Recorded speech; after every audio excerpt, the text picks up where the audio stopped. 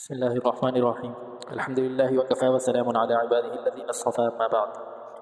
مؤمنین کی یہاں متقین کی صفات بیان ہو رہی ہیں کہ جو اللہ سے ڈرنے والے لوگ ہیں ان کی کیا صفات ہوتی ہیں۔ تو اللہ تبارک و تعالیٰ نے ان کی مختلف صفات بیان فرمائی، جن میں سے ایک یہ تھی کہ یؤمنون بالغیب، غیب پر ایمان لے کر آتے ہیں، جو بغیر دیکھی ہوئی چیزیں ہیں ان پر ایمان لے کر آتے ہیں۔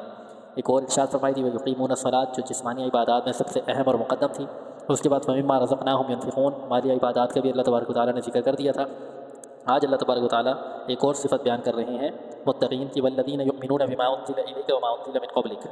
اور متقین وہ لوگ ہیں جو اس وحی پر بھی ایمان لاتے ہیں جو آپ پر اتاری گئی اور اس پر بھی جو آپ سے پہلے اتاری گئی، یعنی موسیٰ علیہ السلام اور عیسیٰ علیہ السلام اور مختلف انبیاء کرام کہ جن کے اوپر وحی نازل ہوتی رہی،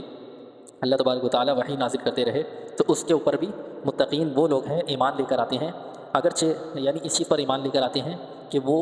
جو کچھ ان کے اوپر نازل ہوا وہ برحق تھا اور سچ تھا اور ٹھیک اللہ تبارک و تعالیٰ نے نازل کیا تھا، اگرچہ بعد میں ان لوگوں نے اسے صحیح طرح سے محفوظ نہ رکھا اور اس میں تحریف کر دی، وہ بات کا مسئلہ ہے، لیکن اللہ تبارک و تعالیٰ نے اس کو بالکل ٹھیک نازل کیا۔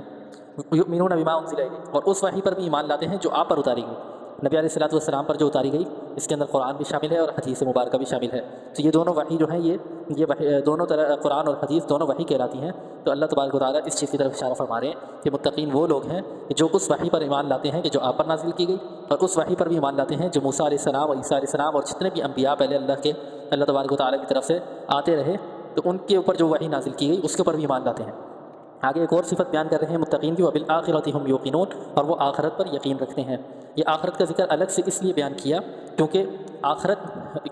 اگرچہ یہ یؤمنون بالغیب، غیب پر جو ایمان لاتے ہیں اس میں یہ شامل تھی، کیونکہ آخرت بھی غیب میں ہی شمار ہوتی ہے، لیکن اللہ تبارک و تعالیٰ نے الگ سے اس کو ذکر کیا کیونکہ آخرت کا یقین ایسی چیز ہے کہ جو دنیا کے اعمال کا دار و مدار تقریباً آخرت کے یقین پر ہوتا ہے۔ اگر انسان کو آخرت کا یقین ہو اور آخرت کے حساب و کتاب کا اللہ تبارک و تعالیٰ کے سامنے حاضر ہونے کا یقین ہو، تو وہ بہت ساری چیزوں سے رک جاتا ہے، گناہوں سے رک جاتا ہے اور نیکیوں کی طرف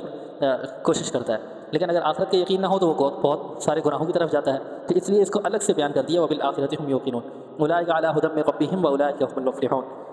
اللہ تبارک و تعالیٰ آگے متقین کے لیے ایک بشارت دے رہے ہیں کہ یہی لوگ ہیں، یہ ہیں وہ لوگ جو اپنی پروردگار کی طرف سے صحیح راستے پر ہیں، اور یہی وہ لوگ ہیں جو فلاح پانے والے ہیں، کامیاب ہونے والے ہیں، فلاح پانے والے ہیں۔ تو اللہ تبارک و تعالیٰ یہ ان کی متقین کے لیے بشارت دے رہے ہیں کہ گویا جو شخص ان تمام صفات کا مالک ہوگا، ان تمام صفات کا حامل ہوگا، تو اللہ تبارک و تعالیٰ اس کو ہمیشہ ہدایت پر رکھیں گے اور ہمیشہ اور آخرت کے اندر بھی وہ مفلحون کامیاب ہوں گے، دنیا اور آخرت کے اندر ان کے لیے ان کے مقدر میں کامیابی ہوگی۔